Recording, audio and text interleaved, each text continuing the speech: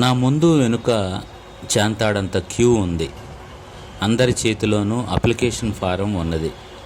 ఎందుకనుకుంటున్నారా? Aadhaar card తీసుకోవడానికి నిలబడిన queue అది. అందరితో పాటు నేను ఉదయాన్నే ఇక్కడికి వచ్చాను. 2 గంటలు వేచిన తర్వాత నా వంతు వచ్చింది. అప్లికేషన్ తీసుకుని నా ఐడెంటిటీని తీసుకుంటున్నాడు. ఫైనల్ కీ ఓకే బటన్ నొక్కుతుంటే రిజిస్టర్ కావడం లేదు. ఎందుకో ఆపరేటర్కి అర్థం కావటం లేదు. మరోసారి ఐడెంటిటీ తీసుకున్నాడు. అయినా సరే ఓకే రాలేదు. ఏమిటో కారణం నాకైతే అర్థం కాలేదు. అతని మొహంలో విసుగు, కోపం కనపడుతోంది. చివరికి ఇలా అన్నాడు, ఏంటండి, ఆధార్ కార్డు పర్సనల్ ఐడెంటిటీ కాదా? మరి మీరు మొత్తం గ్రామం అంతా వచ్చారే, మీలో దాదాపు 200 పైచీలకు మంది కనబడుతున్నారు. మరెలా ఓకే అవుతుంది? వెళ్ళండి ఇక్కడి నుంచి అని గట్టిగా అరిచాడు. అయ్యో, నేను మీకు అలా కనిపిస్తున్నానా? నేను ఒక్కడనే, నిజం అన్నాను. పక్కకెళ్ళండి, అవతల బోలెడు క్యూ ఉంది అని ప్రక్కకు తోశాడు. కింద పడ్డాను. అమ్మా అని అరిచాను. ఉలిక్కిపడి నిద్ర లేచాను. ఇదంతా కలనా? కాదు, నేనెవరో చెప్పలేదు కదూ, అణువునండి. నన్ను ఆంగ్లంలో యాటమ్ అంటారు. నా లోపల 100 మంది ఉన్నారనడం నాకు భయంను రేకెత్తిస్తుంది. అణువు అంటే ఏంటనుకున్నారు? ఈ బ్రహ్మాండమైన విశ్వంలో అత్యంత సూక్ష్మమైనది అణువు. అలా విభజించడానికి వీలు కాని దానినే మనం యాటమ్ అంటున్నాం. గ్రీకు భాషలో ఆటమస్ అంటే ఛేదించ వీలు కానిది అని అర్థం. దాని నుండి యాటమ్ అనే మాట వచ్చింది. పదార్థాలు సూక్ష్మాతి సూక్ష్మమైన అనంతమైన అణువుల చేరిక వలననే విశ్వంలోని సమస్త వస్తువులు ఏర్పడ్డాయని క్రీస్తుపూర్వం 400 సంవత్సరంలో జన్మించిన గ్రీకు తత్వవేత్త ప్రతిపాదించాడు. కానీ క్రీస్తుపూర్వం 600, 500 మధ్యకాలంలోనే చార్వాకులు, అజీవకులు వంటి భారతీయ నిరీశ్వరవాదులు అణువాదాన్ని వెలయించినట్లు తెలుస్తోంది. అదేవిధంగా కణాదుడు అనే ఋషి సైతం అన్ని వస్తువులు కణాల కలయిక వలనే ఏర్పడినవని తెలిపాడు. అందుకే ఆయనను కణాదుడు అన్నారు. అంటే కణాలను తినేవాడు అని అర్థం. అణువులు జగత్తుకు ఇవే మూల కారణాలు. ఇంద్రియ గోచరాలు కానంత సూక్ష్మమైనవని వైశేషికులు సిద్ధాంతీకరించారు. ఫలితంగా సృష్టికర్త ఒకడు ఉండాలనే వాదన అసంగతమైపోయింది. అందుకే వైశేషికానికి నిరీశ్వరవాదం అనే పేరు కూడా వచ్చింది. కణాదుడు దీన్ని బలంగా నమ్మడమే కాకుండా చివరి దశలో భగవన్నామస్మరణ చేయడానికి నిరాకరించాడట. పీలవహ పీలవహ పీలవహ అంటూ ప్రాణాలు విడిచాడట. ఇదంతా పూర్వచరిత్ర. నేడు ఆధునిక విజ్ఞానం పెరగడంతో అణువును గూర్చి తెలుసుకోవడానికి ఒక పెద్ద శాస్త్రం ఏర్పడింది. అందులో ముఖ్యంగా జూన్ డాల్టన్ అనే శాస్త్రవేత్త కొన్ని ప్రతిపాదనలు చేశాడు. అణువులు సూక్ష్మమైనవి. ఒక పదార్థంలో ఒకే విధమైన అణువులు ఉంటాయి, సజాతి అణువులు. అలాంటి పదార్థాలను మూలకాలు, ఎలిమెంట్స్ అంటాం. అలా కాకుండా 2 వేర్వేరు అణువుల కలయిక వలన సమ్మేళనాలు అంటే కాంపౌండ్స్ ఏర్పడతాయి. ఇప్పుడు అణు నిర్మాణం గురించి తెలుసుకుందాం. అణువు ఉంది అనుకున్న తర్వాత అది ఎలా నిర్మితమైందో తెలుసుకోవాలి కదా. 1897లో జెజే థామ్సన్ అనే ఆ శాస్త్రవేత్త అణువు ఛేదించ వీలు లేనిది కాదని, అందులో రుణావేశపూరితమైన కణం ఉందని తెలిపి దాన్ని ఎలక్ట్రాన్ అని పిలిచాడు. 1911లో రూథర్ఫర్డ్ అనే శాస్త్రవేత్త ఆల్ఫా కణ పరిక్షేపణ ప్రయోగం నిర్వహించి అణు మధ్య భాగంలో ధనావేశపూరితమైన కేంద్రకం ఉంటుందని కనుగొన్నాడు. దీనికి ఆధారంగా గోల్డ్ స్టైన్ అనే శాస్త్రవేత్త ప్రోటానును ఆవిష్కరించాడు. 1832లో జేమ్స్ చాడ్విక్ న్యూట్రాన్ అనే తటస్థ ఆవేశం గల కణాన్ని కనుగొన్నారు. ఈ ఎలక్ట్రాన్, ప్రోటాన్, న్యూట్రాన్లు కలిపి ప్రాథమిక కణాలు అంటారు. ఈ మూడింటిలో కూడిన అణుస్వభావం అంగీకరిస్తూనే నీల్స్ బోర్ లాంటి శాస్త్రవేత్తలు ఈ 3 కణాలు ఎలా అమరి ఉన్నాయో తెలిపారు. అణువు అంతర్భాగంలోని 200 రకాల పైచేలకు శకలాలను ఈనాడు శాస్త్రవేత్తలు కనుగొన్నారు.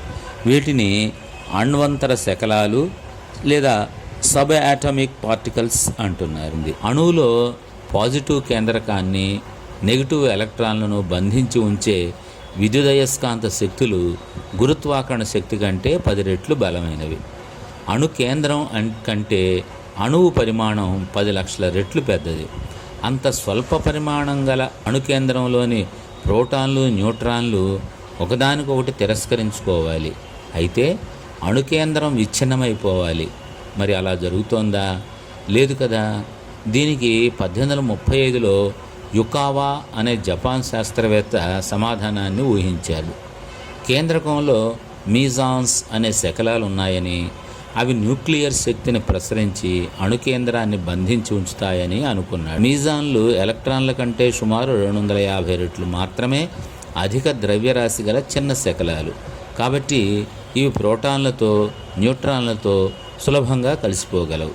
1928లో డిరాక్ అనే శాస్త్రవేత్త వ్యతిరేక పదార్థ శకలాన్ని ఊహించాడు. మంచికి చెడు, వెలుగుకు చీకటి లాగానే అణుశకలాలను వ్యతిరేక శకలాలుగా ఉంటాయి. అంటే ఎలక్ట్రాన్కు యాంటీ ఎలక్ట్రాన్, ప్రోటాన్కు యాంటీ ప్రోటాన్ ఉండాలని డిరాక్ ప్రతిపాదించాడు. 1832లో కార్ల్ ఆండర్సన్ అనే బ్రిటిష్ శాస్త్రవేత్త కాస్మిక్ కిరణాలను పరిశోధిస్తూ యాంటీ ఎలక్ట్రాన్ను కనిపెట్టారు. అదేవిధంగా 1954లో బెర్క్లీలోని యాక్సిలరేటర్ యంత్రంలో యాంటీ ప్రోటాన్ను సృష్టించారు. 1955లో ఇక్కడే యాంటీ న్యూట్రాన్ను సృష్టించారు. యాంటీ ప్రోటాన్కు నెగిటివ్ ఛార్జ్, మామూలుగా ప్రోటాన్కు పాజిటివ్ ఛార్జ్ ఉంటుంది. కానీ న్యూట్రాన్కు ఏ విద్యుత్తు ఆవేశం లేదు కదా. అయినప్పుడు దానికి వ్యతిరేక శకలం ఎలా ఉంటుంది? దీనిని నిర్వచించడానికి అయస్కాంత క్షేత్రంను ఆధారం చేసుకుందాం. అదేవిధంగా సృష్టిలోని అత్యల్ప పదార్థాలైన అణ్వంతర శకలాలు కూడా స్పిన్ చేస్తూ ఉంటాయి. ఎలక్ట్రాన్ ఒక దశలో తిరిగితే పాజిట్రాన్ దానికి వ్యతిరేక దిశలో తిరుగుతుంది. అలాగే న్యూట్రాన్ ఒక దశలో స్పిన్ చేస్తుంటే యాంటీ న్యూట్రాన్ దాని వ్యతిరేక దిశలో స్పిన్ చేస్తుంది. దీనివలన శకలాల అయస్కాంత ధ్రువాలు తారుమారుగా ఉంటాయి. మామూలు న్యూట్రాన్ ధనధ్రువం యాంటీ న్యూట్రాన్లో రుణధ్రువంగా, దాని రుణధ్రువం దీని ధనధ్రువంగా ఉంటుంది. ఇదే యాంటీ న్యూట్రాన్. ముర్రే గేల్మన్ తాను ఊహించిన ఉపశకలాలకు క్వార్క్స్ అని పేరు పెట్టాడు. దీనికి అర్థం ఏమీ లేదు, ఇంతవరకు ఎవరికీ తెలియదు. జేమ్స్ జాయిస్ అనే ఐరిష్ మహారచయిత తన ఫినిగన్స్ వేక్ అనే నవలలో 3 క్వార్క్స్ ఫర్ మస్టర్ మార్క్ అని రాశాడు. ఇలా ఈ క్వార్క్స్ అనే పదం పుట్టుకొచ్చింది. ఇదే విధంగా అణుకేంద్రంలో 3 క్వార్కులు ఉన్నట్లు గెల్మన్ ఊహించాడు. అణుకేంద్రంపై పరిశోధనలు చేయడానికి అమెరికాలో పావులో ఆల్టో అనే చోట $10 కోట్ల ఖర్చుతో స్టాన్ఫోర్డ్ లీనియర్ యాక్సిలరేటర్ సెంటర్ అనే కేంద్రమును స్థాపించారు. దీని ద్వారా జరిపిన ప్రయోగాలలో ప్రతి ప్రోటాన్ శకలంలోనూ 3 ఉపశకలాలు ఉన్నట్లు తేలింది. 1970లో స్విట్జర్లాండ్లోని శాండ్ పరిశోధనా కేంద్రంలో జర్మన్ శాస్త్రజ్ఞులు పరిశోధించి ఈ 3 శకలాలు ఉన్నట్టు నిర్ధారించారు. 3 క్వార్కులు, 3 రంగులు. ప్రోటాన్లోని 2 అప్ క్వార్క్స్ యూ క్వార్కులు, 1 డౌన్ క్వార్క్ డి క్వార్క్.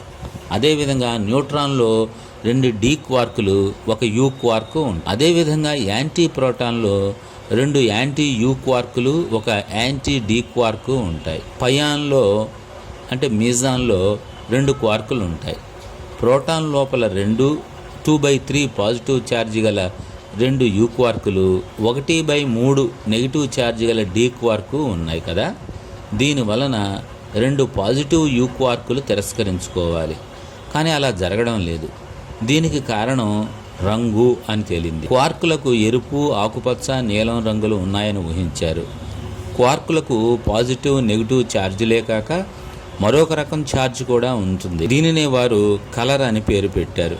ఇది ఎలక్ట్రిక్ ఛార్జ్ కాదు. ఒక రకం ఛార్జ్ గల యూ క్వార్కులు ఒకదాన్నొకటి వికర్షించుకుని దూరంగా పారిపోకుండా ఎందుకు ప్రోటాన్ లోపలే ఉంటాయో చూద్దామా. మీజాన్ల వలె ఒక యూ క్వార్క్కి మరో యూ క్వార్క్కి మధ్య గ్లూవాన్స్ అనబడే ఉపశకలాలు బదిలీ అవుతుంటాయి.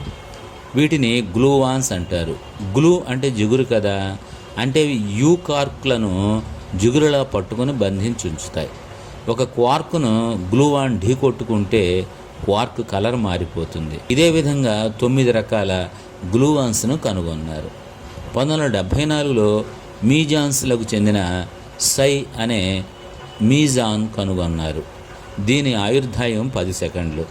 ఇందులో ప్రోటాన్లో ఉండే 3 కలర్ల క్వార్కుల్లో ఏదీ ఉండదు, కానీ 4వ రకం క్వార్కు ఉంటాయట. దీనికి కలర్ కానీ ఛార్జ్ కానీ ఉండదు. దీనికి చామ్ అనే లక్షణం మాత్రమే ఉంటుంది. అంటే ఆకర్షణ శక్తి అని అర్థం చేసుకుందాం. అంటే పై మీజాన్ శకలంలో ఒకటి క్వార్కు, రెండవది యాంటీ క్వార్కు ఉండి అవి రెండు ఒకదాన్ని మరొకటి క్యాన్సిల్ చేసుకుని తటస్థంగా ఉండిపోతుంది. ఈ విధంగా అణుకేంద్రంను తరిచి చూసే కొద్దీ అణుశకలాలు బయటపడుతూనే ఉన్నాయి. ఈ అణుశకలాల చలనానికి మనుగడకు కావలసిన ద్రవ్యరాశి ఎలా వస్తుంది, ఎక్కడి నుంచి వస్తుంది? మహావిస్ఫోటనం జరగడానికి ముందు ఈ విశ్వంలోని గెలాక్సీలు, నక్షత్రాలు, అణువులు, అణుశకలాలు ఏమీ లేవు. అసలు పదార్థం అనేదే లేదు. అందుచేత స్థలం అనేది లేదు, కాలం కూడా లేదు. అంటే కేవలం శూన్యం లాంటిదేదో ఉండేది. ఈ పరిస్థితిని సింగులారిటీ అంటున్నారు. మరి వాటికి ద్రవ్యరాశి ఎలా వచ్చిందో ఎవరికి తెలుస్తుంది? అణ్వంతర శకలాలకు ద్రవ్యరాశి ఎలా సమకూరుతుందనే అంశాన్ని తెలపడానికి 1964లో పీటర్ హిగ్స్, ఎంగ్లర్ట్, బ్రాట్ అనే శాస్త్రవేత్తలు హిగ్స్ క్షేత్రాన్ని ఊహించారు. ఈ శకలాలన్నిటికీ ద్రవ్యరాశిని అందించేది బోసాన్ అనే కణంగా ఊహించారు. మన భారత శాస్త్రవేత్త సత్యేంద్రనాథ్ బోస్ పేరు మీద ఆ కణాన్ని బోసాన్ అన్నారు.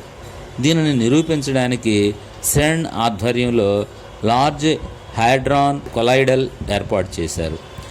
సెర్న్ అంటే European council for nuclear research అని అర్థం. దీని ఆధ్వర్యంలో అనేక పరిశోధనలు జరిగాయి. 1970లో ప్రాథమిక కణ నమూనా స్టాండర్డ్ మోడల్ను రూపొందించారు. హిగ్స్ క్షేత్రం ఉనికిని గూర్చి పరిశోధనలు ప్రారంభించారు. హిగ్స్ బోసాన్కు భ్రమణం ఛార్జ్, కలర్ ఆవేశం కానీ లేదు.